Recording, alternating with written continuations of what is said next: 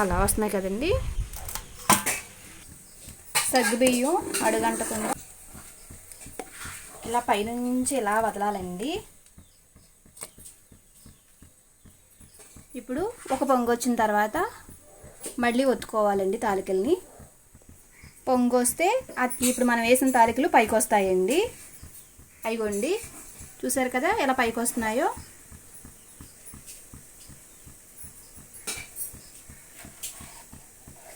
ఇవి మేము బయట కొన్న వచ్చింది కదా, మళ్ళీ ఇంకో గిద్ద ఒత్తుకోవాలి మనం. మళ్ళీ ఇంకో పొంగు వచ్చి మనం ఒత్తుకున్న తాలికలు పైకి వచ్చే వరకు ఆగి అప్పుడు మళ్ళీ ఒత్తుకోవాలండి. పొంగు వస్తే పైకి వచ్చేస్తాయండి.